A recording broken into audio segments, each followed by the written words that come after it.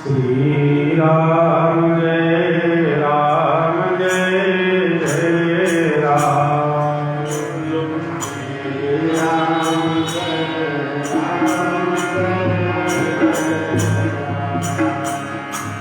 श्री राम जय राम जय जय राम। श्री राम जय राम जय जय राम। मंगल भवन अमंगल हारी।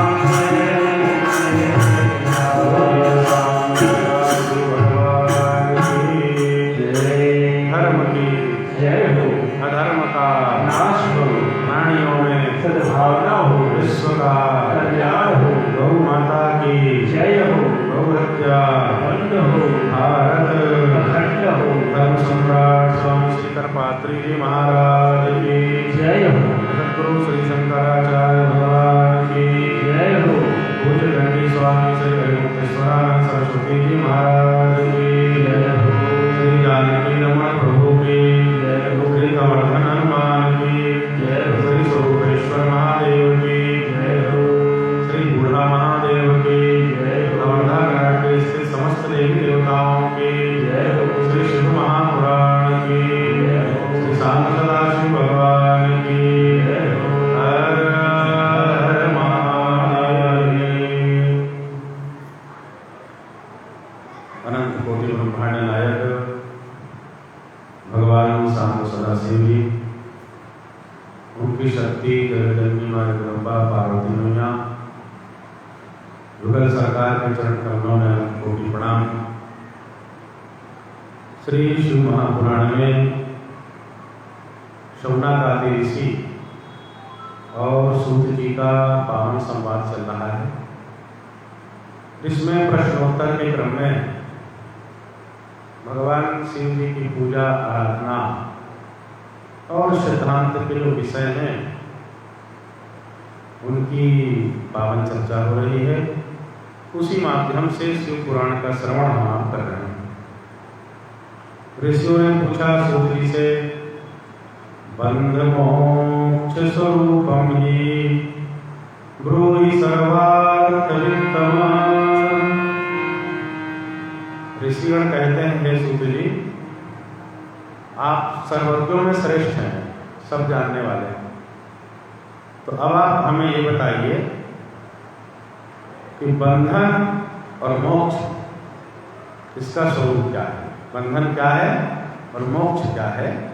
इसके संबंध में शौनकादि ऋषियों ने सूत जी से पूछा।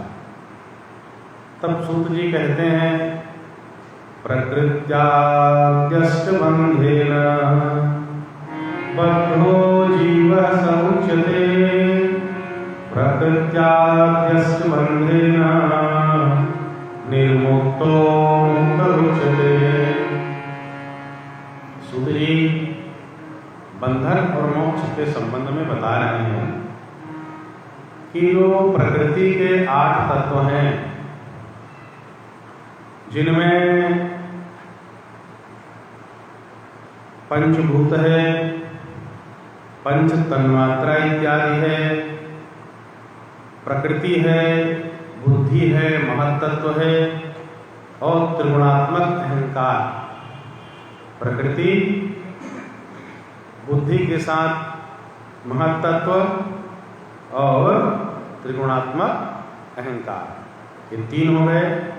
और पंच तन्मात्राएं शब्द, स्पर्श, रूप, रस और गंध, जिनके द्वारा हम अपनी इंद्रियों से संसार के भोगों को भोगते हैं। हमारी जो इंद्रियां हैं, हम कुछ सुन रहे हैं तो शब्द का प्रयोग हो रहा है, वाणी से शब्द निकल रहा है, कानों में वो शब्द जा रहा है और हमारे संस्कार और ज्ञान के अनुसार उसका अर्थ हम प्राप्त कर रहे हैं। किसी ने कहा जल, तो अर्थ प्रकट होगा कि जल वह तत्व है जिससे हमारी प्यास बुझती है, जिससे स्नान करते हैं, जिससे भोजन बनता है, जिससे कपड़े इत्यादि हम स्वच्छ करते हैं। यह जल कहने से इतना अर्थ हमारी बुद्धि में आ जाता है। तो शब्द का उच्चारण होता है वाणी से, ग्रहण होता है कर्णेंद्रिय से, कानों से। यहाँ सत्संग प्रवचन में भी शब्द का प्रयोग है। फिर स्पर्श, कोमल और सुंदर चीजों को हम छूते हैं, छूना चाहते हैं। रूप, सुंदर सुंदर रूप को हम देखते हैं और देख करके उसका उपयोग करते हैं। संसार नाम और रूपात्मक संसार है, जिसमें लगभग हर वस्तु पदार्थ का कुछ न कुछ नाम है और उसका कुछ न कुछ आकार, प्रकार और रूप है। तो रूप के द्वारा देखा जाता है, रूप को हम देखते हैं, नेत्र इंद्रिय से इसको हम ग्रहण करते हैं। शब्द, स्पर्श, रूप, रस, रसना इंद्रिय, जिह्वा रसनेंद्रिय है, जिससे हम स्वाद को ग्रहण करते हैं। खट्टा है, मीठा है, चरपरा है, जो भी है स्वाद, भोजन इत्यादि ग्रहण करते हैं रसनेंद्रिय के द्वारा। और इस तरह से शब्द, स्पर्श, रूप, रस, गंध इत्यादि के द्वारा हमारी इंद्रियां संसार के भोग्य पदार्थ को ग्रहण करती हैं, खाते हैं, पीते हैं, देखते हैं, सुनते हैं, चखते हैं। ये सब तन्मात्रा इसी को कहते हैं, शब्द, स्पर्श, रूप, रस और गंध। यही अष्ट प्रकृति है। तो ये जो 8 प्रकृति है, इसके बंधन में जो बंधा हुआ है वो बद्ध जीव है। ये जो 8 प्रकृति हैं, इसके बंधन में बंधा हुआ है, इसके अनुसार जो काम कर रहा है, इनसे बंधा हुआ जीव ही बद्ध जीव है, बंधन में बंधा हुआ जीव है। और यही जो 8 प्रकृति है, जिसने इसको जीत लिया है, जो गुणातीत हो गया है, जो शब्द, स्पर्श, रूप, रस, गंध का उपयोग तो करता है, पर उसमें इसका मन नहीं लगता, कोई रुचि नहीं। ये जित तक शरीर है, जो ज्ञानी महापुरुष हैं, सिद्ध महापुरुष हैं, तो जब तक शरीर है तब तक इन वस्तु पदार्थ का उपयोग तो होगा ही। आपको भूख लगती है, जिसका भी शरीर है सबको भूख लगता है, सबको प्यास लगती है। विकार इत्यादि शरीर के धर्म है, उत्पन्न हो सकते हैं। एक बार परम पूज्य प्रातः स्मरणीय यति चक्र चूड़ामणि धर्म सम्राट स्वामी श्री कृपात्री जी महाराज तीर्थराज प्रयाग में थे और ये चर्चा चली कि जो तत्वज्ञ महात्मा है, जो ब्रह्म ज्ञान संपन्न महात्मा है, जो जीवन मुक्त महापुरुष हैं, मोक्ष प्राप्त महात्मा हैं, क्या ऐसे महात्मा के जीवन में भी विकार उत्पन्न हो सकता है क्या? क्या प्रश्न था? जो जीवन मुक्त हैं, जिन्होंने मोक्ष प्राप्त कर लिया है, सिद्ध हैं, ज्ञानी हैं, और जब तक उनका प्रारब्ध है, भाई मान लीजिए किसी महात्मा को 100 साल की आयु मिली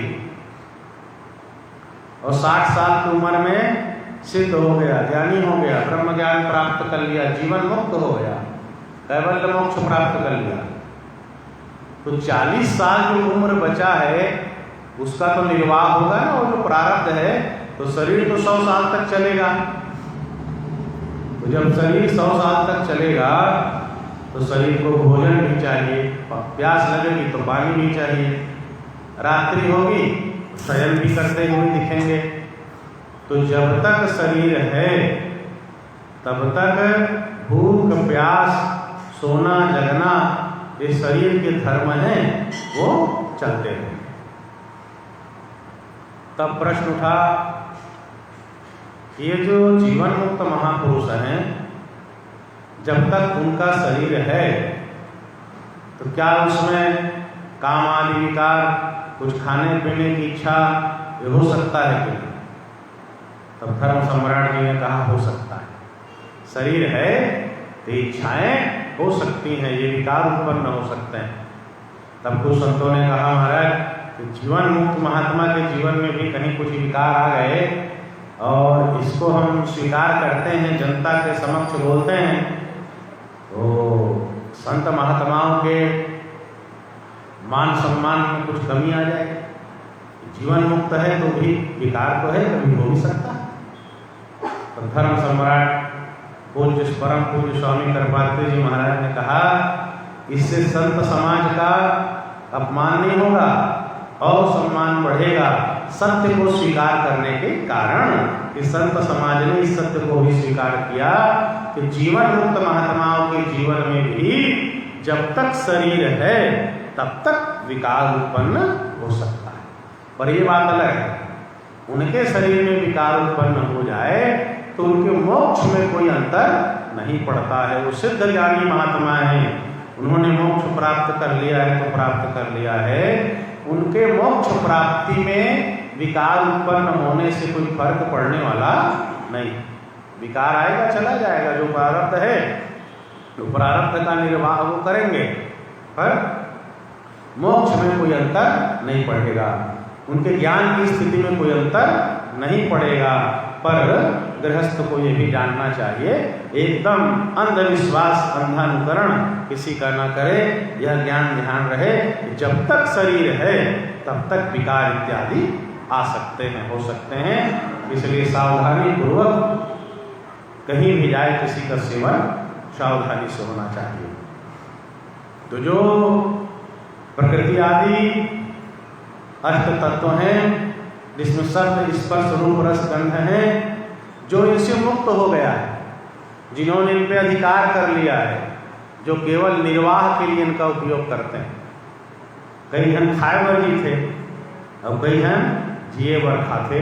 बोलो शाम सदा शिव भगवान की शरीर तो है, तो कई लोग खाने के लिए ही जीते हैं और कुछ लोग जीना है इसलिए खाते हैं। तो ये विषय तो है, शब्द है, शब्द का उपयोग किए बिना कैसे काम चलेगा? प्रवचन भी चल रहा है तो शब्द है नहीं, कुछ बोला जा रहा है और कुछ सुना जा रहा है तो शब्द के माध्यम से तो है। तो जब तक जीवन है शब्द स्पर्श रूप रस गंध रहेगा। पर जो संत महात्मा हैं वो इन सभी चीजों को कल्याणकारी बना लेते हैं। संतों के जीवन में भी शब्द है, पर कथा का शब्द है, भजन का शब्द है, भगवान के मंगल में स्तुति का शब्द है, भगवान के नाम का शब्द है। इससे लोग तर जाते हैं और संसार की बातें सुने, किसी की निंदा करें, किसी की चारी करें, राग हो द्वेष हो, टीवी फिल्म इत्यादि में मन लगा हुआ हो, तो यही शब्द है जो मार देता है, हमको नरक इत्यादि में भेज देता है। रूप है, संसार को देखोगे फंस जाओगे, भगवान का दर्शन करिए, महात्माओं का दर्शन करिए, कल्याण हो जाएगा। रस है, भोजन करिए, भोग लगा के खाइए, कल्याण हो जाएगा। और बिना भोग लगा के नाना प्रकार के चीज खाओगे, कर्मों के बंधन में फंस जाओगे। तुम ही निवेदित भोजन करनी, प्रभु प्रसाद पट भूषण गनी। संसार का उपयोग तो करना है, पर किस रूप में? प्रभु प्रसाद, भगवान के प्रसाद के रूप में खाइए, भगवान के प्रसाद के रूप में पहनिए, तो सबसे आपका कल्याण होगा। इससे कोई बंधन में बंधने वाले नहीं हैं। तो सब स्पर्श रूप रस और गंध, सुगंध हो मगर किसकी? भगवान के चरणों में लगाई हुई इत्र, उसको लगा लीजिए। वाकई बिहारी के चरण में, राम जी के चरण में लगा करके कि यह गंध भी आपको तारने वाला होगा, क्योंकि भगवान के चरणों से लगा हुआ है, प्रसाद। इस तरह से जो पंच तन्मात्राएं हैं, ये जो संसार के विषय वस्तु पदार्थ हैं, इसका उपयोग जब भगवान को अर्पण करके उसके प्रसाद के रूप में करते हैं, तो बांधने वाला नहीं होता है, ये तारने वाला हो जाता है। इसी तरह जो जीवन मुक्त महात्मा हैं, संत हैं, हम आप भी भोजन करते हैं, वो भी करते हैं, पर वो जीवन निर्वाह के लिए करते हैं, जो उनके प्रारब्ध में है उसके लिए करते हैं। उनको स्वादिष्ट भोजन मिले, मन के अनुसार मिले, विपरीत मिले, मांगने पे कभी मिलता है, कभी नहीं मिलता है, कभी लोग अपमान भी कर देते हैं, अरे बाबा कहाँ मुँह उठा चले आते हो, अरे आपका शरीर है, काम करो और खाओ। संत महात्माओं साधुओं के लिए भिक्षावृत्ति, तो हर जगह अच्छा भोजन नहीं मिलता है, कई जगह अपमान भी सहना पड़ता है। तो सम्मान निरादर, जो आदर और अपमान दोनों को सम्मान करके चलते हैं, जब जो जैसा भोग पदार्थ मिल गया प्रारब्ध के अनुसार, जब बद्ध जीव कहा जाता है। तो इन 8 तत्वों से बंधा हुआ है वो बद्ध जीव है। जो इन 8 तत्वों से ऊपर उठ चुका है, जो इनको वश में कर चुका है, वह मुक्त जीव है। बोलो सामने सदा शिव भगवान की। इस तरह से बद्ध और मोक्ष का वर्णन सूत जी करते हैं। आगे कहते हैं कि यह जो हमारा देह है, ये जो हमारा शरीर है, ये कर्म से उत्पन्न हुआ है। जैसा जैसा हमने कर्म किया उसके अनुसार हमको सुख, भोग्य पदार्थ, पति पत्नी, संतान, मकान, घर, वर्ण, रूप, आयु, ये सब हमको अपने कर्म से मिला है। तो कर्म से देह उत्पन्न हुआ, और जब देह मिला तो फिर हम कर्म करने लग गए। तो शुभ कर्म हमने किया, तो उस कर्म से फिर नया नया देह उत्पन्न हो जाता है। कर्म से देह और देह से कर्म। तो पुनरपि जननम पुनरपि मरणम पुनरपि जननी जठरे शयनम।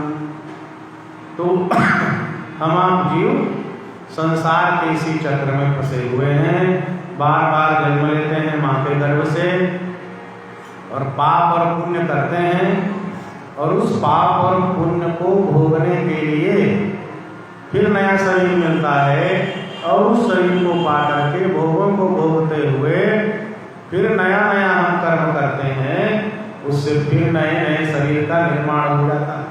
क्योंकि जो कर्म हमने किया है उसके फल को तो हमको ही भोगना है।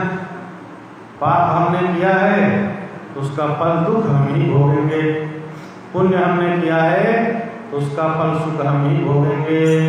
प्रकृत्याद्यस्त जो देहो देहजं कर्म उच्यते, पुनश्च कर्म जो देहो जन्म कर्म पुनः पुनः। इस तरह से जन्म और कर्म और जन्म बार बार इस चक्र में जीव फंसा हुआ है। ये जो हमारा शरीर है, ये जो देह है, ये 3 प्रकार का है हमारा शरीर। पहला है स्थूल, दूसरा है सूक्ष्म, और तीसरा है कारण शरीर। स्थूल शरीर, सूक्ष्म शरीर और कारण शरीर, ये 3 हमारा शरीर है। ये जो शरीर दिख रहा है, कोई बैठे बोल रहा है और कोई बैठ करके सुन रहा है, ये दिखने वाला शरीर इसको स्थूल शरीर कहते हैं। और जो हमारी इंद्रियां इत्यादि हैं, जिनके द्वारा जागृत में और स्वप्न में हमारी इंद्रियां भोगों को भोगती हैं, उनको कहते हैं सूक्ष्म शरीर।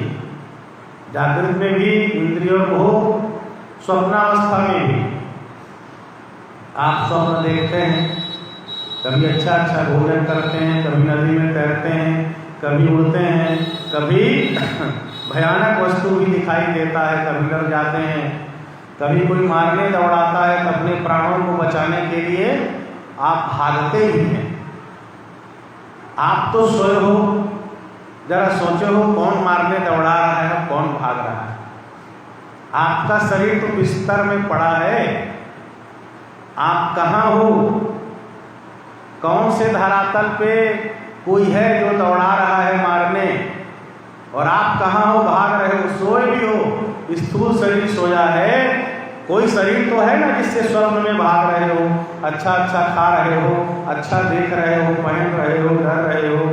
तो स्वप्न का भी एक अपना संसार होता है, रोज स्वप्न देखते हैं। तो स्वप्न में भी जो हमारा शरीर है वहाँ कुछ न कुछ करते हैं, खाते हैं, पीते हैं, व्यवहार करते हैं। वहाँ भी हमारा जो शरीर कार्य करता है, ये शरीर तो सोया है, ये शरीर तो पलंग में सोया हुआ है। स्वप्न में कौन सा शरीर है? वो आपका सूक्ष्म शरीर है जो स्वप्न में कार्य व्यवहार कर रहा है।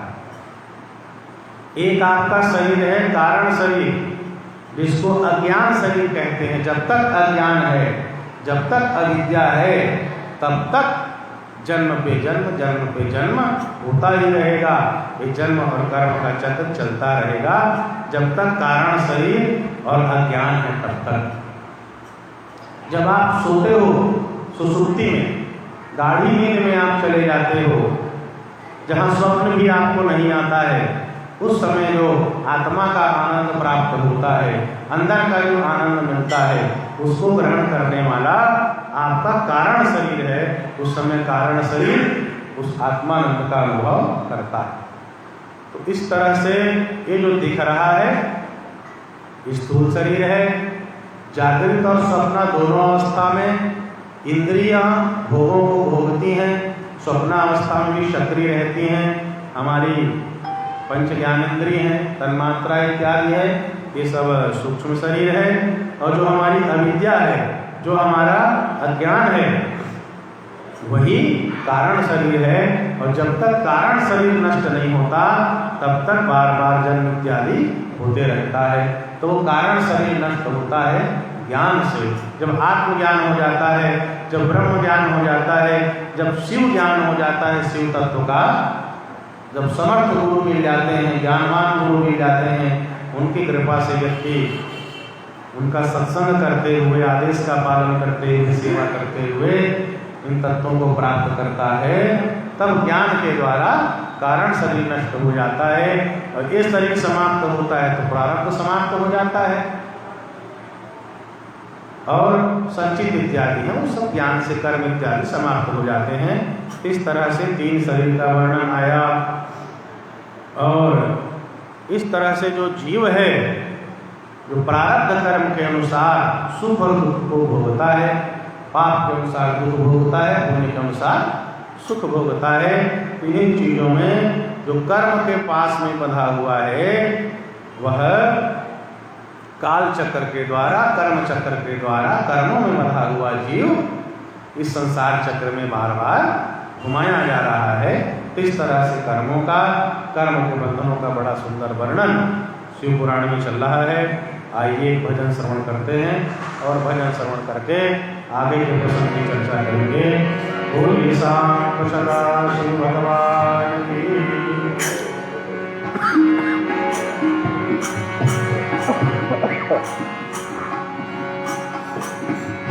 बोलिए श्याम रामचंद्र की जय। उमापति महादेव की जय। पवन सुत हनुमान की जय। बोले शिव महापुराण की जय। मुझे अपनी शरण में ले लो राम, ले लो राम। मुझे अपनी शरण ले लो, मुझे अपनी शरण ले लो राम, ले लो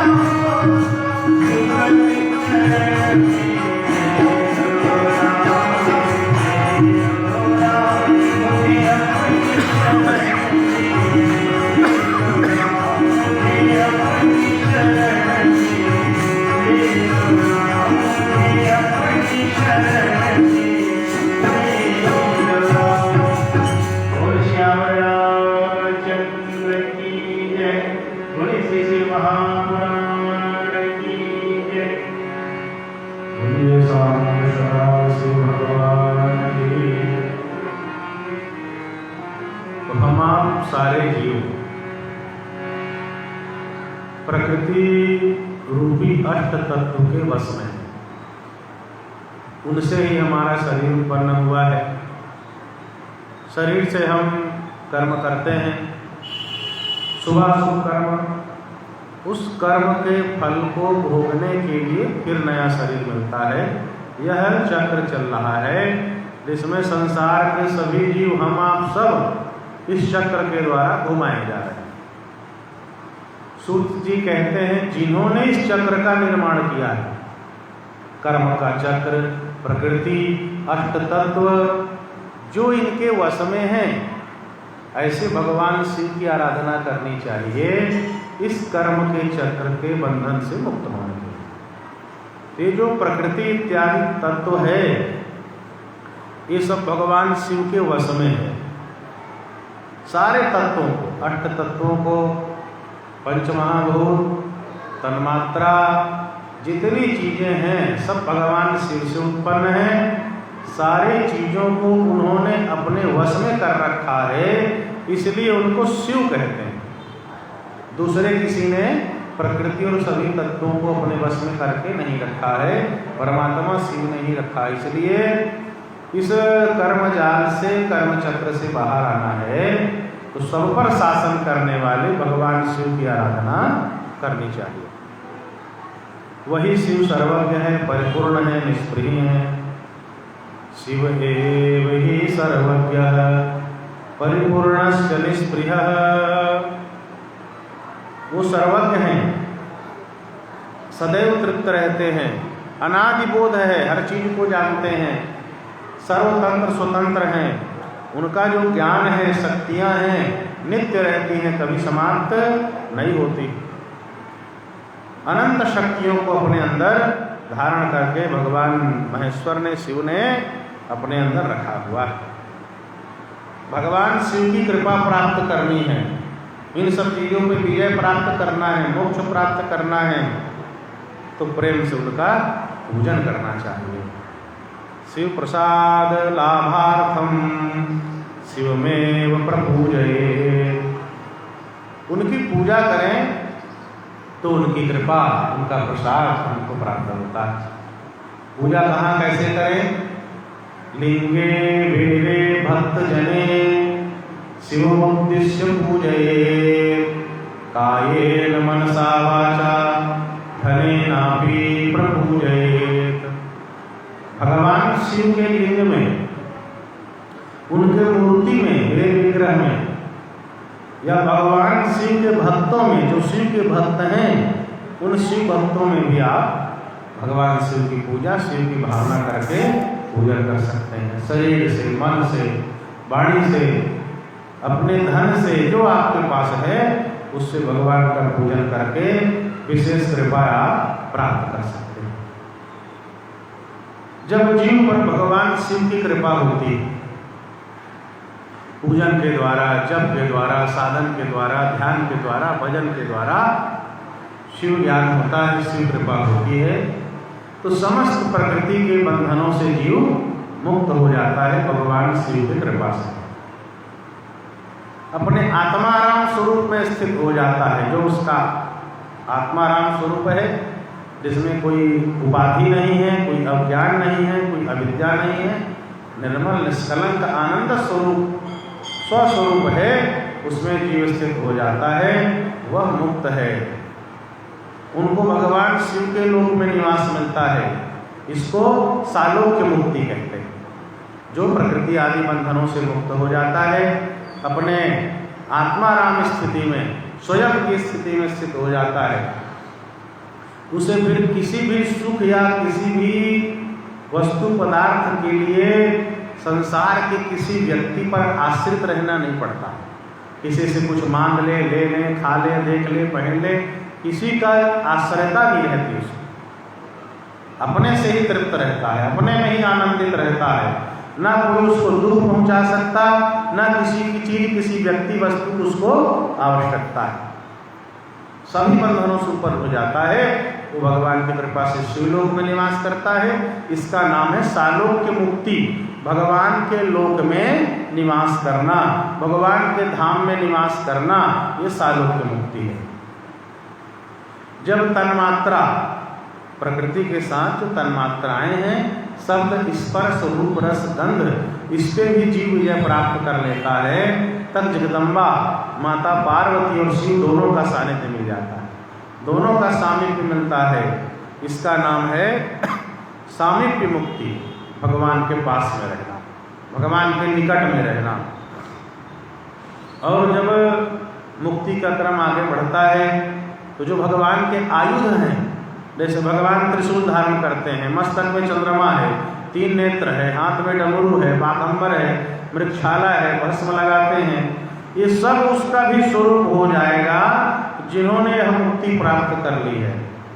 भगवान के समान हो जाता है शिव की कृपा से, तो वो सायुज्य मुक्ति हो जाती है, वैसे ही दिखने लग जाता है। फिर भगवान शिव की कृपा से जो बुद्धि है, जो प्रकृति का कार्य है बुद्धि, ये सब शिव की कृपा से वश में हो जाता है, वह शास्त्रीय मुक्ति प्राप्त कर लेता है। वैसा ही ऐश्वर्य, वैसी ही शक्तियाँ उनको प्राप्त होती है। इसके बाद जब भगवान शिव का अनुग्रह प्राप्त होता है, अन्य जो प्रकृति के तत्व हैं सब उनके वश में हो जाते हैं। वह जीव जो है, भगवान शिव का जो मानसिक ऐश्वर्य है, सर्वज्ञता, सब कुछ जान लेना, सामर्थ्य, ये सबको वह जीव प्राप्त कर लेता है, ऐश्वर्य प्राप्त कर लेता है। इस तरह से सायुज्य मुक्ति प्राप्त कर लेता है। तो यह मुक्ति के क्रम का वर्णन, प्रकृति इत्यादि, बुद्धि इत्यादि, तन्मात्रा कैसे कैसे जीवन को वश में करता है और किस किस प्रकार की मुक्ति प्राप्त होती है, इसका वर्णन सूत जी ने किया। फिर वो वर्णन करते हैं कि भगवान शिव के आराधक हैं, जो शिव पूजा में, शिव की साधना में लगे हुए हैं, तो कहे शिव क्रिया करें, जो कुछ करे भगवान शिव के लिए करे, अपने लिए कुछ ना करे। खाना पीना सोना जगना सब भगवान शिव के लिए। शिव तप, भगवान शिव को पाने के लिए तपस्या करे, शिव मंत्र का जाप करे, शिव ज्ञान को प्राप्त करे, भगवान शिव का ध्यान करे और इन्हीं चीज़ों में अपने अभ्यास को बढ़ाए। शिव क्रिया, शिव तप, शिव मंत्र का जप, शिव ज्ञान और शिव ध्यान, इन्हीं के अभ्यास में जीवन को लगाए, अभ्यास करे। कैसा लगाए कि प्रातः काल से लेकर के रात को सोने के समय तक और जन्म से लेकर के मृत्यु पर्यंत सारा जीवन, सारा समय भगवान शिव के आराधना में, शिव के सेवा में, शिव की उपासना में उनको लगाना चाहिए। आसुप्तेरा देह कालम नये गवै शिव चिंतया। ऐसे जो भगवान शिव के साधक हैं, शिव के आराधक हैं, उनका पूरा दिन और पूरा जीवन भगवान शिव के ही चिंतन में व्यतीत होता है। शिव के चिंतन में ही उनका सारा जीवन चलता है। भोजन करेंगे, शिव का चिंतन चलता रहेगा। जल पिएंगे शिव का चिंतन चलता रहेगा। कहीं जा रहे हैं शिव नाम का जप चल रहा है, कहीं से आ रहे हैं शिव नाम का जप चल रहा है, पूरा जीवन शिवमय होता है। तन्मय मनः शिव संकल्पमस्तु, उसका हर संकल्प कल्याणमय होता है, भगवान शिव के लिए होता है। ऐसा जीव चलता है तो भगवान शिव के लिए, खाता है तो भगवान शिव के लिए, सोता है तो भगवान शिव के लिए, जागता है तो भगवान शिव के लिए। क्यों जगता है? मेरे भगवान शिव का पूजन करना है। क्यों नहाता है? शिव पूजन के लायक बन जाए इसलिए नहाता है, और सुंदर भगवान का पूजन करता है। भोजन क्यों करता है? शिव के पूजा के लिए, शिव के तपस्या के लिए, शिव के आराधना के लिए, शक्ति शरीर में आ जाए इसलिए भोजन करता है। क्या? शिव प्रसाद। जो भगवान शिव को नैवेद्य अर्पण किया है उसे ही वह ग्रहण करता है। तो सारा जीवन प्रातः काल उठने से लेकर के सोने तक, सोएगा तो भगवान शिव के लिए। क्यों?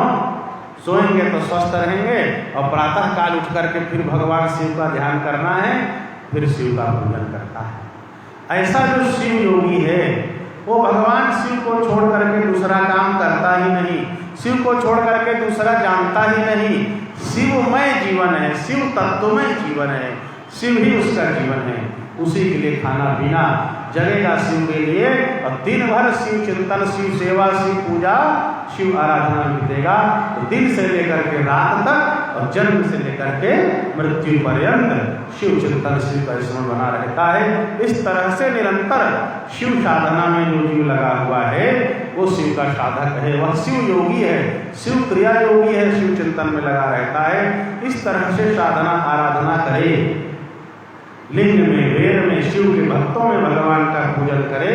इस तरह से पूजन करने वाला क्रमशः मुक्ति और मोक्ष को प्राप्त कर लेता है, क्योंकि प्रकृति के समस्त तत्वों को भगवान शिव पे शासन करते हैं, भगवान शिव ने वश में करके रखा है, और शिव की पूजा करने वाले पर भगवान शिव अपना कृपा, अपना प्रसाद देते हैं, और प्रकृति पे विजय प्राप्त करके मोक्ष प्राप्त कर लेता है।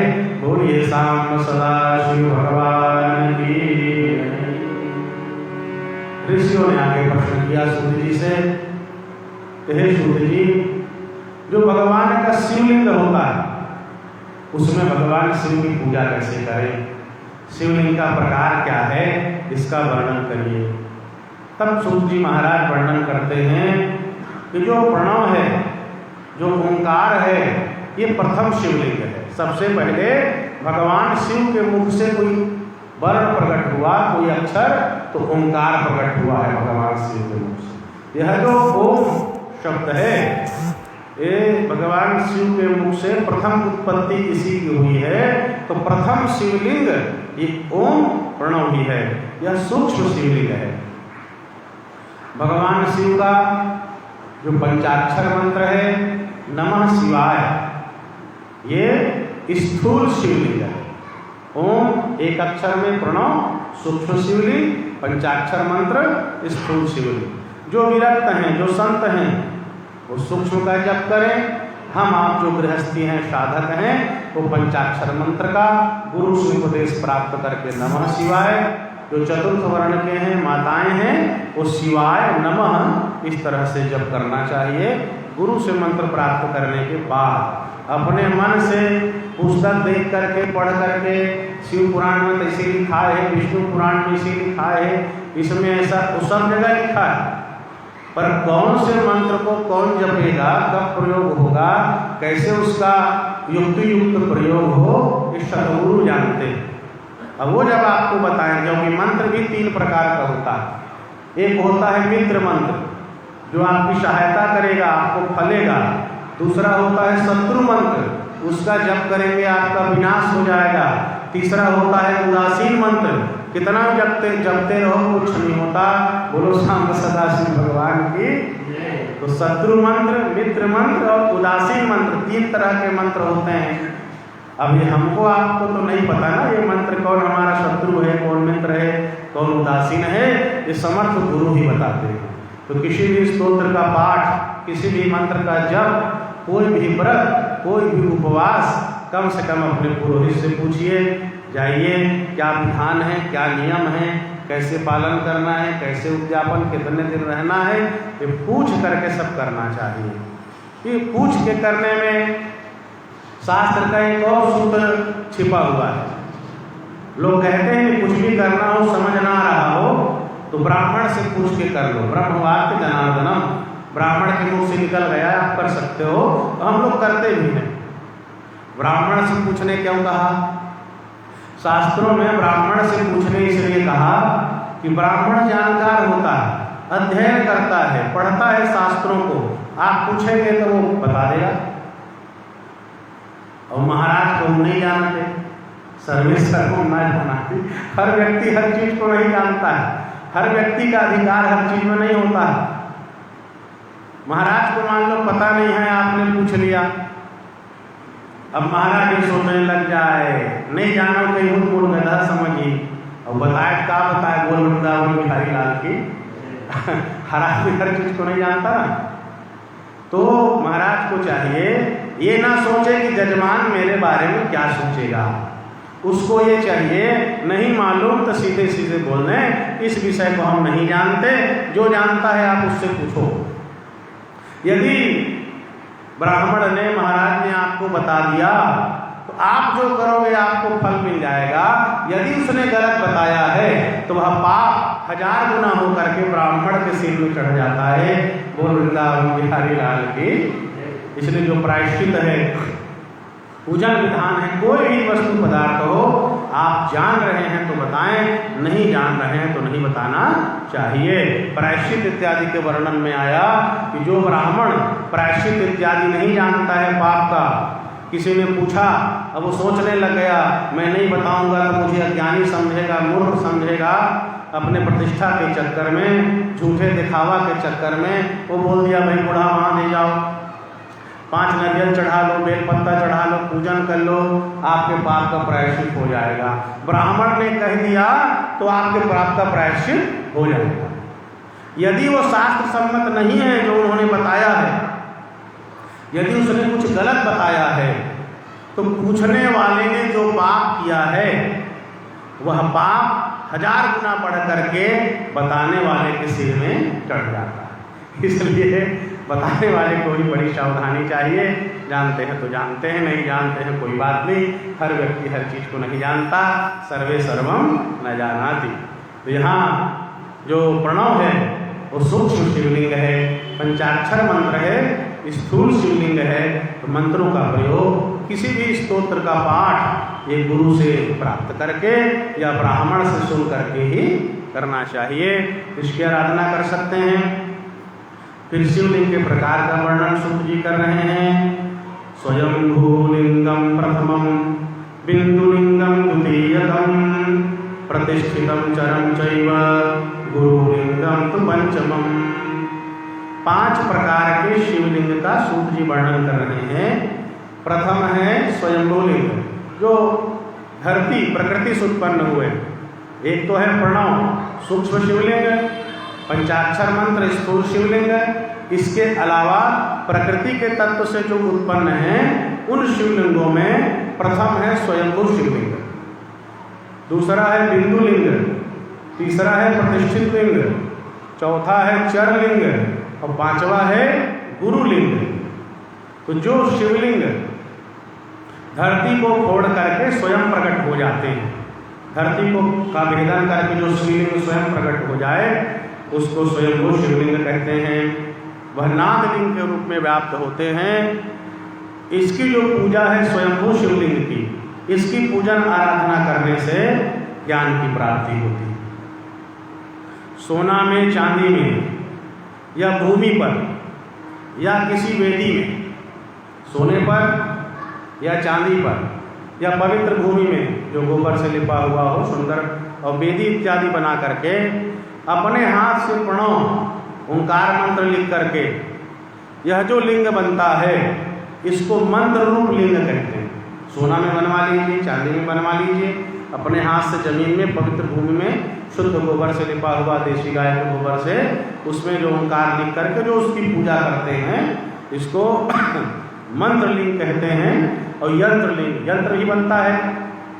महामृत्युंजय का यंत्र है, ग्रहों का भी यंत्र होता है। यंत्रों में जो अक्षर हैं, वर्ण हैं, उसको यंत्रलिंग के नाम से कहा जाता है, जिसमें भगवान शिव की प्रतिष्ठा होती है और उसकी पूजा हम आप करते हैं। देवताओं के द्वारा, ऋषियों और महात्माओं के द्वारा आत्मसिद्धि के लिए जो वैदिक मंत्र का उच्चारण करते हैं और मंडल में वो भावना करते हैं भगवान के शिवलिंग का, देवताओं के द्वारा या सिद्ध महात्माओं के द्वारा वैदिक मंत्र का उच्चारण करते हुए मंडल में जो शिवलिंग की भावना की जाती है, उसकी जो स्थापना होती है, इसको, इस शिवलिंग को पौरुष लिंग कहते हैं। इसकी प्रतिष्ठा से पौरुष ऐश्वर्य की प्राप्ति होती है। राजाओं महाराजाओं के द्वारा शिल्पी को बुला करके जो शिवलिंग बनवा करके उसकी प्रतिष्ठा कराई जाती है, ये प्राकृत शिवलिंग है। प्राकृत शिवलिंग की आराधना करने से प्राकृतिक भोगों की प्राप्ति होती है। जो आध्यात्मिक शिवलिंग है, इसको चरलिंग कहते हैं। जो पर्वत है, इसको पौरुष लिंग कहा गया है। जो भूतल है, ये प्राकृत लिंग है। वृक्ष है, ये पौरुष लिंग है। गुल इत्यादि जो छोटे छोटे पौधे हैं, छोटे पौधों को प्राकृत लिंग कहा जाता है। साठी धान्य का जो शिवलिंग बनता है, वो प्राकृत शिवलिंग है। गेहूं और अगहनी के चावल से जो शिवलिंग बनता है, वो पौरुष शिवलिंग है। इस तरह से पौरुष शिवलिंग का पूजन करने से सिद्ध ऐश्वर्य मिलता है। प्राकृतिक शिवलिंग का पूजन करने से प्राकृतिक स्त्री, धन, मित्र, परिवार, घर, इस तरह से प्राकृतिक भोगों की प्राप्ति होती है। चरलिंगों में सबसे श्रेष्ठ होता है रसलिंग। इसको कहते हैं पारदेश्वर महादेव। पारा के जो होते हैं शिवलिंग, उसको रसलिंग कहा जाता है। तो किनको किस लिंग का पूजन करे, किस फल की प्राप्ति होती है, इस पर शुक जी कहते हैं रसलिंगम ब्राह्मणानां सर्वाभीष्टप्रदं भवेत्, बाणलिंगम क्षत्रियाणां महाराज्यप्रदं शुभम्, स्वर्णलिंगम तु वैश्यानां महाधनपतिप्रदं, शिलालिंगम तु शूद्राणां महाशुद्धिकरं शुभम्। ब्राह्मणों के लिए रसलिंग की पूजा सर्वश्रेष्ठ है। पारदेश्वर महादेव, पारा का जो महादेव है, ये ब्राह्मण के लिए श्रेष्ठ फलदायी है। क्षत्रियों के लिए बाणलिंग, जो नर्मदा जी में उत्पन्न होते हैं, वो बाणलिंग की पूजा क्षत्रिय करे, उनको राज्य की प्राप्ति होती है। जो वैश्य हैं, उनको सोने का शिवलिंग का पूजन करना चाहिए, तो महाधनपति के पद को प्रदान करते हैं। महान ऐश्वर्य धन की प्राप्ति सोने के शिवलिंग के पूजन से होता है। और जो शिला के शिवलिंग हैं, वो चतुर्थ वर्ण के लोगों को शिला शिवलिंग का पूजन करना चाहिए। उनके पूजन से वो शुद्ध हो जाते हैं। स्फाटिकम बाणलिंगम च सर्वेषां सर्वकामदम्। स्फटिक का जो शिवलिंग है, वो बाणलिंग है। उसकी पूजा सभी वर्ण के लोग कर सकते हैं। ब्राह्मण, क्षत्रिय, वैश्य, शूद्र जो चाहें सभी उनका पूजन कर सकते हैं, और समस्त प्रकार का फल और ऐश्वर्य स्फटिक और बाणलिंग के पूजन से प्राप्त हो जाता है। जो सधवा स्त्रियां हैं, वो स्फटिक शिवलिंग का पूजन करें। जो प्रवृत्ति मार्ग में है, सधवा स्त्रियां पार्थिव शिवलिंग का पूजन करें। और जो प्रवृत्ति के मार्ग में है, अब विधवा हो गई हैं, तो उनको स्फटिक शिवलिंग का पूजन करना चाहिए। जो निवृत्ति के मार्ग में है, उन विधवा माताओं को रसलिंग की पूजन करना चाहिए। बाल्यावस्था में, युवावस्था में, वृद्धावस्था में, सभी अवस्थाओं में माताएं जो हैं स्फटिक शिवलिंग का पूजन कर सकती हैं, और उसको समस्त ऐश्वर्य की प्राप्ति स्फटिक शिवलिंग के पूजन से हो जाता है। भगवान शिव का जो पूजन है, वो गुरु के सानिध्य में, आचार्य के सानिध्य में पूजन को करना चाहिए। जो निवृत्ति मार्ग के पुरुष हैं, जो वैरागी हैं, उस विरक्त संत महात्मा हैं, ऐसे संत महात्मा जिनके पास कोई साधन नहीं है, तो अपने हाथ में वो शिवलिंग की पूजा कर सकते हैं। जो उनको भिक्षा में अन्न मिला, उसी को भोग लगा करके प्रसाद पा सकते हैं। और जो महात्मा हैं उनको चाहिए कि भस्म का शिवलिंग अपने हाथ में बना ले और भस्म का शिवलिंग से भस्म से ही पूजा करे। बिल्व पत्र फूल आरती धूप दीप नैवेद्य सब भस्म के द्वारा ही चढ़ाए, भस्म का ही भोग लगाए और ऐसे भस्म के शिवलिंग का पूजन करके विरक्त महात्मा उस भस्म के शिवलिंग को अपने मस्तक में उसको धारण कर लेना चाहिए। विभूत्यभ्यर्चनम कुर्यात् विभूतिं च निवेदयेत् पूजां कृत्वा तल्लिंगम शिरसा धारयेत् सदा। अब जो विरक्त महात्मा है कहाँ विश्राम करेंगे, क्या साधन, कहाँ से फूल लाएंगे, कहाँ से भोग लाएंगे, कहाँ से फल, कहाँ से बेलपत्ता, सब में पैसा लगता है। तो विरक्तों के लिए ऐसी पूजा जिसमें कोई खर्चा नहीं, भस्म का शिवलिंग बनाओ, भस्म से ही बेलपत्ता सब भस्म चढ़ा दो जिसको चढ़ाना है, भस्म का ही भोग लगाओ और अंत में भस्म के शिवलिंग को ऐसे विरक्त महात्माओं को सिर में धारण कर लेना चाहिए। यह जो विभूति है, भस्म है, ये 3 प्रकार का होता है। विभूतिस् त्रिविधा, विभूतिस्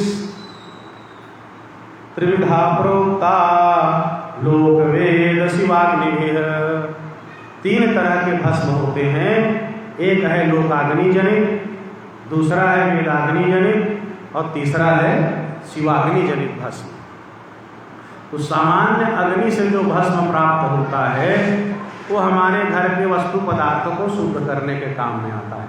कभी अशुद्ध हो जाए, कुत्ता इत्यादि किसी बर्तन को छू ले तो उस सूखे भस्म को लगाने से वह घर के पदार्थ बर्तन शुद्ध हो जाते हैं।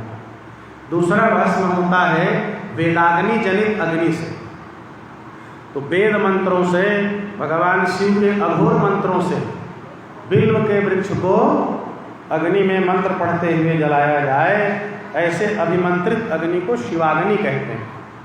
इसमें बेल की लकड़ी और कपिला गाय का गोबर, जब कपिला गाय गोबर करे तो तांबे के बर्तन में जमीन में गिरने से पहले उसको ले ले और बिना हाथ से स्पर्श किए भगवान सूर्य के प्रकाश में सुखाए, फिर उस गोबर को बेल, समी, पीपल, पलाश, वट, अमलतास, बिल्व इसके लकड़ी से मंत्र पढ़ते हुए, अघोर शिव मंत्र पढ़ते हुए जलाए या कुश की अग्नि में शिव मंत्र पढ़ते हुए जलाए। इससे जो भस्म बनता है उसको छान करके मिट्टी के नए घड़े में रख ले।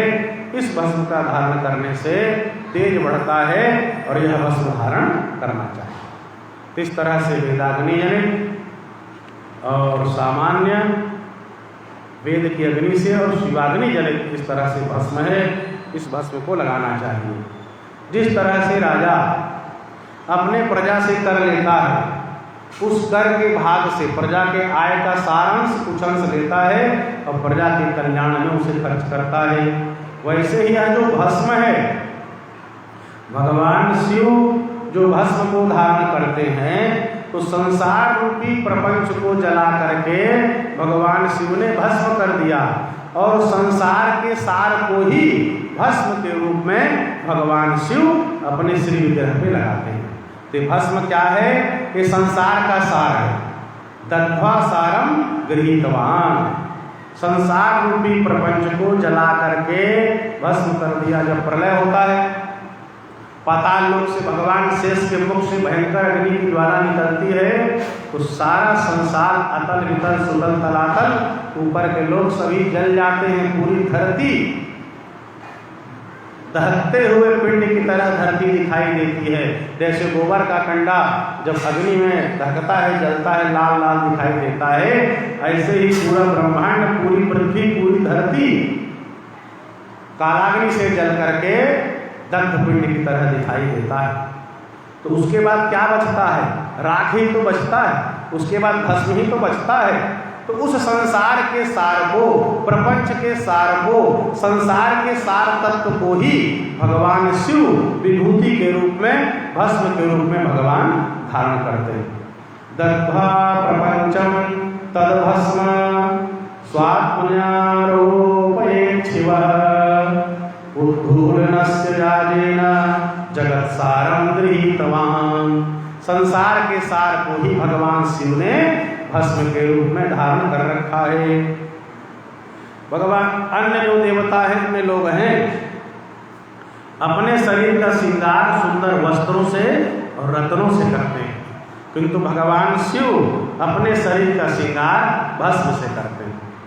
आकाश के सार तत्व को भगवान शिव ने अपने केश में लगा के रखा है। वायु के सार तत्व को भगवान शिव ने मुख में लगाया है। अग्नि के सार तत्व से भगवान शिव ने हृदय में लगाया है अग्नि के सार को।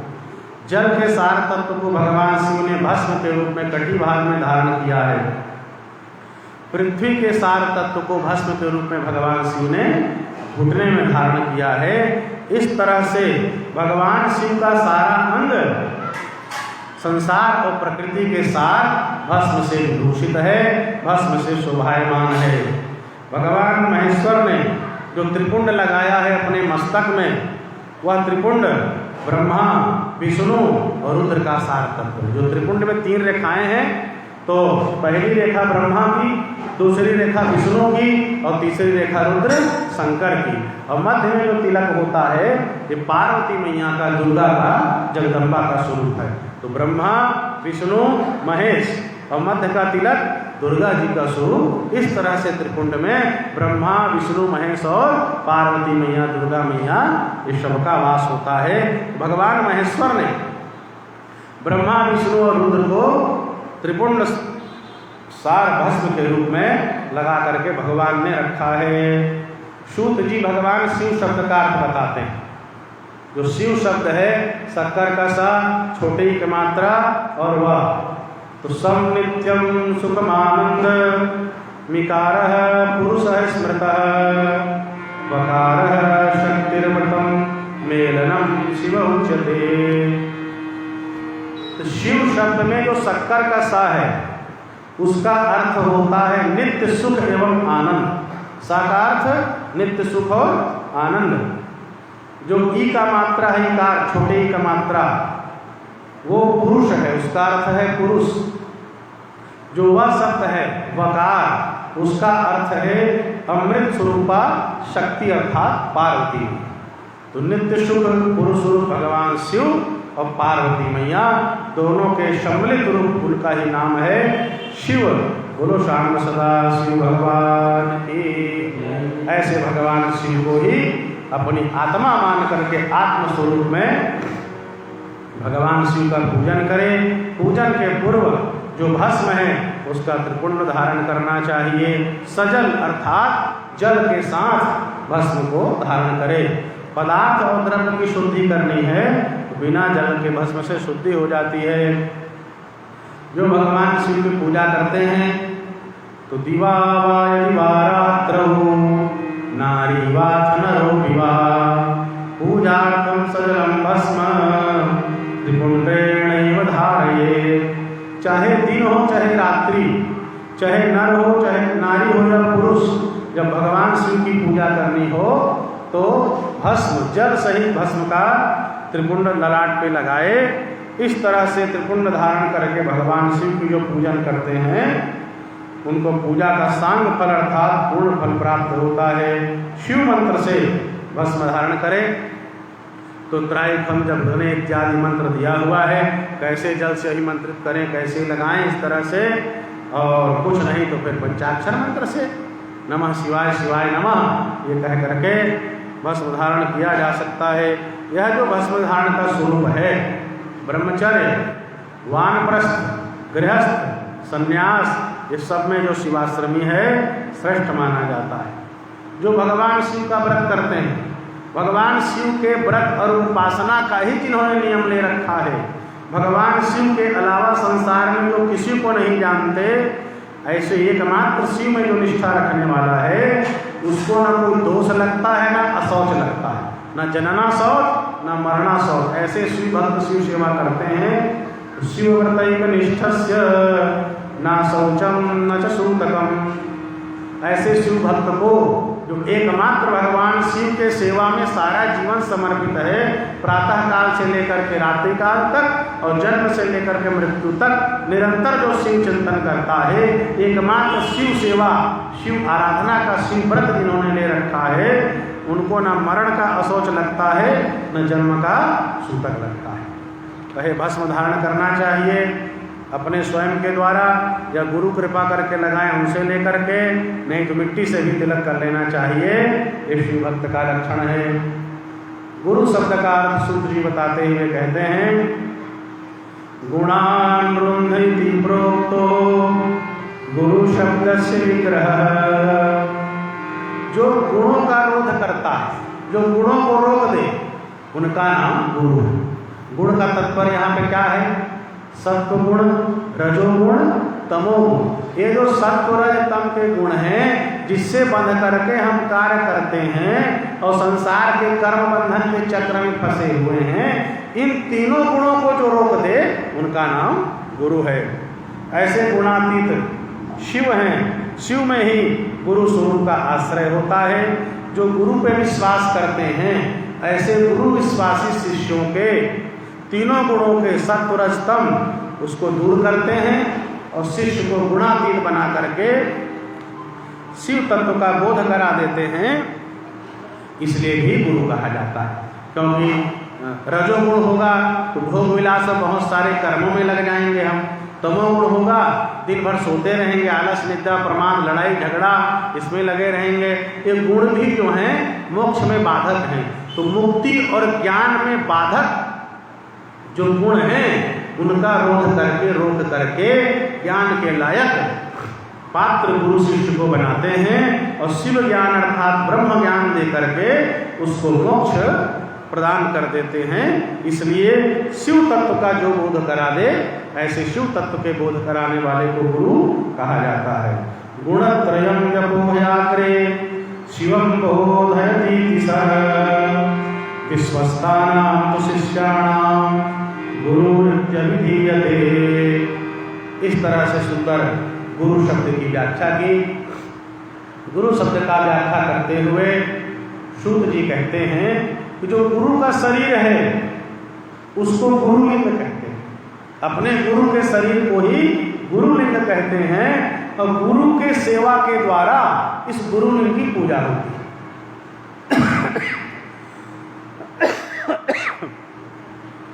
तो गुरु जी के अंदर ही गुरुलिंग समझे गुरु तत्व को और इनकी सेवा करते हुए मन से, वाणी से, धन से, शास्त्र ज्ञान से जो आपके पास है उससे अपने गुरु की सेवा करिए। तो गुरु के सेवा से ज्ञान की प्राप्ति होती है। अपनी शक्ति से हो सके तो ना हो सके तो यदि गुरु ने आदेश दे दिया, वैसे तो जानकार जो समर्थ गुरु होते हैं शिष्य के औकात को, स्थिति को देखकर ही कुछ कहते हैं, क्योंकि गुरु ने आदेश दे दिया मतलब करना ही पड़ेगा, कोई दूसरा रास्ता नहीं है। आपसे जितना बनता है करो, बने तो करो, ना बने तो करो। गुरु के आदेश को ना मानने का विकल्प है ही नहीं। समझ रहे हैं बात? गुरु ने यदि आदेश दे दिया तो करना ही पड़ेगा, दूसरा कोई रास्ता नहीं है। गुरु आज्ञा है मतलब हर हाल में करोगे ही। तो गुरु यदि आदेश दे तो शिष्य को उस आज्ञा का पालन अपनी शक्ति से करना ही चाहिए, शक्य हो या अशक्य हो।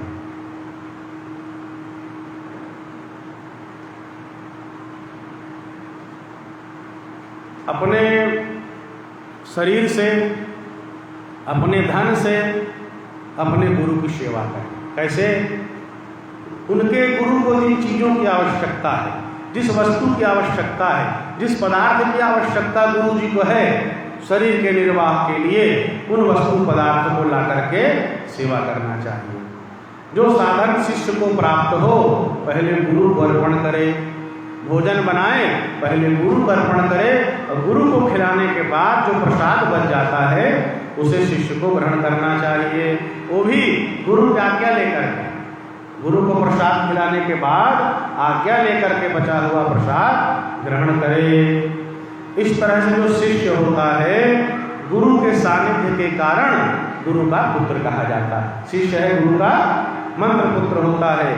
तो जो जिह्वा रूपी लिंग से मंत्र रूपी शुक्र का कान रूपी योनि में आधान करने से जो पुत्र उत्पन्न होता है, अर्थात मंत्र देने से जो पुत्र उत्पन्न होता है, शिष्य को मंत्र पुत्र कहा जाता है। तो शिष्य भी गुरु का पुत्र है। तो दो पिता हो गए, एक माता पिता जिन्होंने इस शरीर को जन्म दिया, एक गुरु जिन्होंने मंत्र दे करके जन्म दिया। तो हमको दोनों पिता की सेवा करनी चाहिए, पर दोनों पिता में मंत्र पिता गुरु पिता श्रेष्ठ हैं, क्योंकि संसार के जो पिता हैं वो हमको संसार रूपी प्रपंच में फंसाने वाले हैं, संसार में लगा देते हैं। शादी ब्याह कर दिए, घर गृहस्थी में लगे रहो, हम भी फंस गए बेटा, आप भी फंस जाओ, वो वृंदावन की। किंतु जो मंत्र गुरु हैं, हमारे गुरु हैं, वो संसार प्रपंच का बोध करा करके अज्ञान को दूर करके हमको मोक्ष के मार्ग में लगाते हैं। एक पिता हैं जो संसार प्रपंच में डुबोते हैं, और गुरु वो पिता है जो संसार प्रपंच से हमको उबार देता है। तो अपने तन से मन से धन से सुंदर गुरु को सेवा करें, उनके स्नान कराए, पैर दबाए, अभिषेक इत्यादि करे, नैवेद्य से भोजन इत्यादि दे। इस तरह से गुरु के शरीर में गुरुलिंग की पूजा सेवा इत्यादि के रूप में और पूजन के रूप में, दोनों रूप में गुरु को भगवान शिव मान करके ही आप पूजा कर सकते हैं। तो अपने गुरु ही उनको गुरुलिंग कहा जाता है। फिर शिव पुराण में आया कि जो शिष्य हैं उनका कर्तव्य है संसार के बंधन से मोक्ष प्राप्त करें। तो यदि अपने गुरु से ज्ञानी, बड़ा ज्ञानी कोई मिल जाए, आपने जिसको गुरु बनाया है उससे बड़ा ज्ञानी मिल जाए, आपको एहसास हो जाए, तो शिव पुराण कहते हैं उसको भी गुरु बना लो, उनका भी शरण ले लो, क्योंकि समर्थ ज्ञानी गुरु ही आपको बंधन से मोक्ष प्राप्त कराएगा, बंधन से मुक्त करेगा। गुरुनुज्ञा विहितम गुरुरपि विशेषज्ञं यत्नाद गृहीत वै गुरुं अज्ञानमोचनं साध्यं विशेषज्ञो विमोचकः। तो कहीं भी ज्ञानवान पुरुष मिले उनको गुरु बना सकते हैं, क्योंकि यह ज्ञान से, अविद्या से, संसार से मोक्ष पाना ही लक्ष्य है। गुरु की सेवा में एक विशेष बात सूत जी ने कही कि बिना गुरु के आज्ञा के, गुरु के आश्रम में 50 चीज है, 100 चीज है, 1000 चीज रखा, आप बिना पूछे गुरु के आज्ञा के कोई चीज उठा करके उपयोग नहीं कर सकते। यदि कोई करता है तो वो चोर है। बोलो वृंदावन बिहारी लाल की। गुरुवनुज्ञा विरहितम चोरवत सकलम भवे। लाख चीज पड़ी है, आपको लेना है तो गुरु से पूछ लीजिए। अब गुरु की आज्ञा के बिना कोई चीज उठा करके आपने अपने से उपयोग कर लिया, उसको चोर ही माना जाएगा। इसलिए कहीं भी हो, आज्ञा लेकर के किसी वस्तु पर, गुरु के नहीं, किसी के भी घर कहीं भी जाओ, आज्ञा लेकर के ही उसके वस्तु पदार्थ का उपयोग करें, अन्यथा चोर की संज्ञा हो जाएगी। कर्मों के, किसी भी कर्म को बिना विघ्न बाधा के करने के लिए पहले भगवान गणेश का पूजन करना चाहिए। ज्वर और ग्रंथि इत्यादि जो रोग है, इसको आध्यात्मिक बाधा कहते हैं।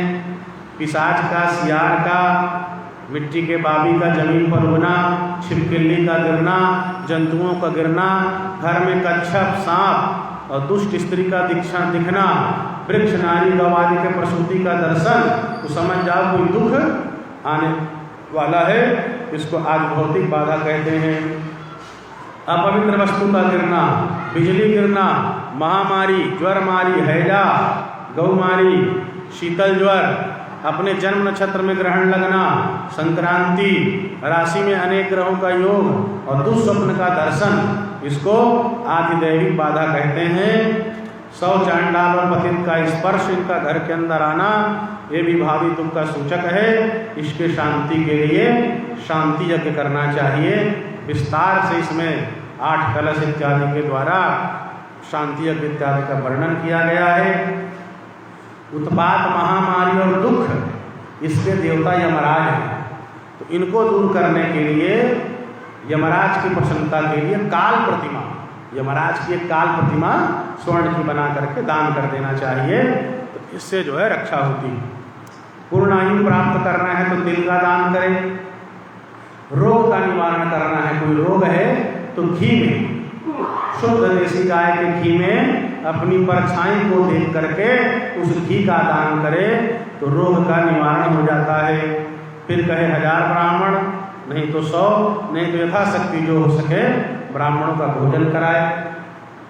भूत प्रेत इत्यादि हो उसके शांति के लिए भैरव की पूजा करे, भगवान शिव का अभिषेक और ब्राह्मणों का गौरी भोजन हो। शांति यज्ञ करना हो तो फाल्गुन के मास में करे। महापाप हो तो भैरव की पूजा करे। महाव्याधि हो जाए तो फिर से शांति यज्ञ का संकल्प करे। और जो अकिंचन है, गरीब है, उसको कहे ऐसे कुछ अपशकुन दिखे, स्नान करके दीप दान कर दे, दीपक जलाए और भगवान की आरती करके दान कर देना चाहिए। दीपक ना हो तो जो कुछ हो थोड़ा थोड़ा वो दान कर दीजिए, नहीं तो भगवान सूर्य को भगवान का नाम लेकर के नमस्कार कर लेना चाहिए। तो 100 नमस्कार या 1000 या जितना हो सके अपने सामर्थ्य के अनुसार भगवान सूर्य को प्रणाम करने से भी इन अपशकुनों की शांति हो जाती है। भगवान शिव से प्रार्थना और नमस्कार करें, इसको आत्मयज्ञ कहते हैं, स्वात्मयज्ञ। 108 बार शिव की प्रदक्षिणा करे। तो शिव की जब प्रदक्षिणा करे, भगवान शिव की जो जलहरी रहती है उससे जो जल जाता है उसमें सारे तीर्थों का वास होता है, उसको नहीं लाना चाहिए। जैसे हमारे स्वरूपेश्वर महादेव हैं, यहाँ महादेव की जलहरी निकली हुई है जो बाहर गई हुई है, तो परिक्रमा करते हैं तो जलहरी से आपको वापस आना चाहिए। शिव प्रणालम नलंघे, ये जलहरी गई है तो आप घूमते घूमते यहाँ तक आओ, यहाँ से प्रणाम करके फिर वापस आ जाओ। तो शिव के जलहरी यदि उसके ऊपर कुछ ढका हुआ नहीं है तो नहीं लांघा जाता, तीर्थों का अपमान होता है, सारे तीर्थ का जल उसमें रहता। तो शिव के जलहरी को नहीं लांघते, इसलिए उनकी अर्ध प्रदक्षिणा जलहरी तक गए फिर लौट करके आ गए। भगवान शिव के प्रदक्षिणा से महान पुण्य की प्राप्ति होती है, जितना आप कर सकते हैं करें। दुखस्य मूलम व्याधिर्हि, व्याधेर मूलम ही पातकम। दुख का मूल व्याधि है, व्याधि का मूल है पाप। धर्मेणैव ही पापानाम अपनोदन मीरितम, धर्माचरण करने से, धर्म का पालन करने से इन पापों का अपनोदन होता है।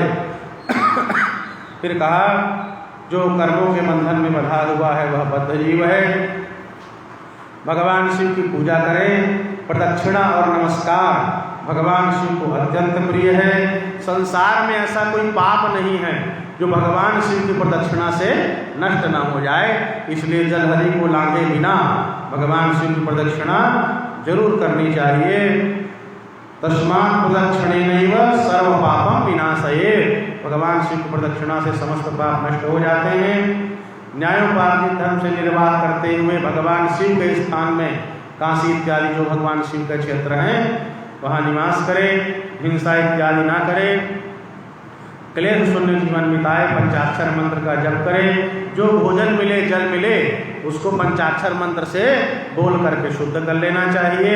अन्यथा भिक्षा से प्राप्त अन्न जो होता है उसे ग्रहण करें। तो भिक्षा से प्राप्त अन्न से ज्ञान बढ़ता है, ज्ञान की प्राप्ति होती है। शिव भक्त को भिक्षान्न प्राप्त होता है, वो शिव की भक्ति बढ़ाने वाला होता है। इस तरह से शुद्ध अन्न का भोजन करें, मौन रहे। और जो साधना करता है उसको किसी को बताना नहीं चाहिए क्या जब क्या आराधना कर रहे हैं, या स्वप्न में जो सुंदर भगवान का दर्शन हो रहा हो, कोई सिद्धि प्राप्त हो, किसी को बताए नहीं। शिवलिंग का आश्रय लेकर के शिव भक्त रहे, तो जो शिवलिंग का आश्रय लेकर के रहता है वह शिव स्वरूप हो जाता है। भगवान शिव के चरलिंग की जो पूजा करता है वो धीरे धीरे क्रमशः मोक्ष को प्राप्त कर लेता है।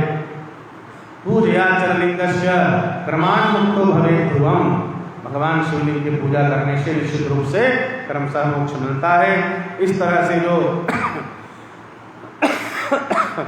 साधन का अध्याय है, यह इमं पठते ध्यायं यह शृणोति नरः सदा, शिव ज्ञानं स लभते शिवस्य कृपयालुधा।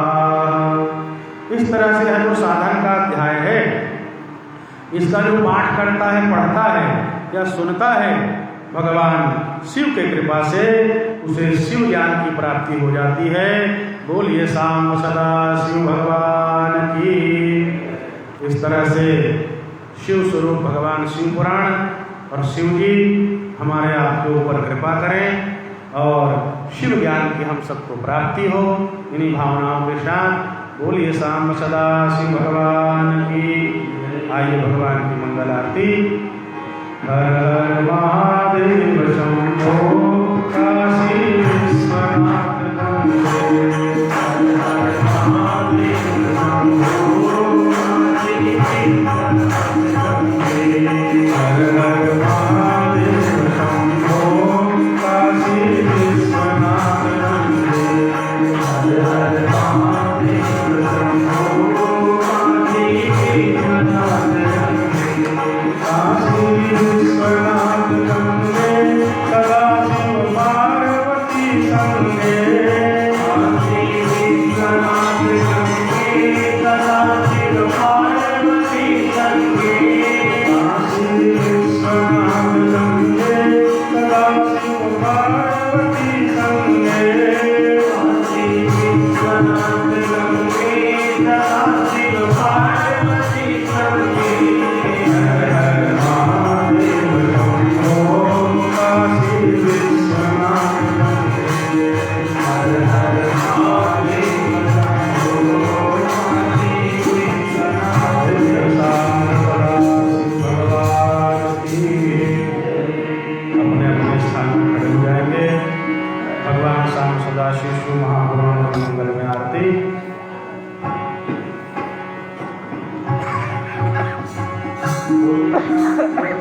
भगवान की जय।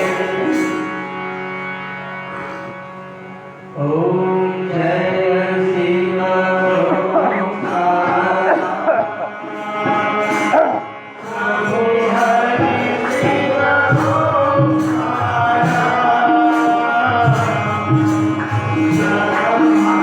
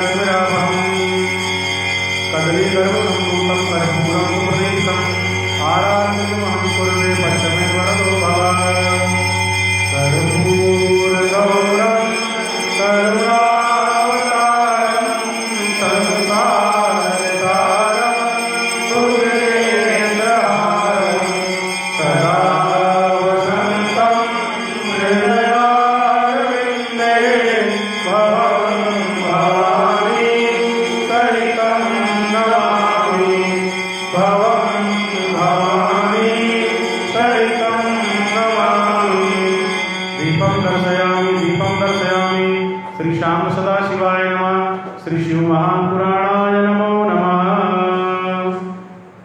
अपने अपने स्थान में घूम जाएंगे। यानि तानि च पापानि जन्मान्तरकृतानि च तानि सर्वाणि नश्यन्तु प्रदक्षिण पदे पदे। बोले श्याम सदाशिव भगवान की, श्री शिव महापुराण की। आज हमारे भैया श्री राजेंद्र गुप्ता जी, उनका वर्धापन दिवस है, वर्धंती है। जन्मदिन को वर्धापन दिवस कहते हैं। आज उनके वर्धंती पे बहुत बहुत शुभकामना। भगवान उनका मंगल करें और उनके ओर से मिष्ठान फल इत्यादि का आज विशेष भोग और प्रसाद भी है जो आप सबको प्राप्त होगा। भगवान श्याम शिव की कृपा से सबका मंगल हो। धर्म की जय हो, अधर्म का नाश हो, प्राणियों में भावना हो, विश्व का कल्याण हो, गौ माता की जय हो, गौ हत्या भक्त हो, भारत भक्त हो, धर्म सम्राट स्वामी श्रीकर पात्री जी महाराज की जय हो, जगतगुरु श्री शंकराचार्य भगवान की जय हो, भुज दंडी स्वामी श्री मुक्तेश्वरानंद सरस्वती जी महाराज की जय हो, श्री शिव महापुराण की जय हो, श्री श्याम सदाशिव भगवान की जय हो, श्री जानकी रमण प्रभु की जय हो, श्री कमलधर हनुमान की जय हो, श्री स्वरूपेश्वर महादेव की जय हो, श्री बूढ़ा महादेव की जय हो, कमलधर नगर के स्थित समस्त देवी देवताओं की जय हो, अपने अपने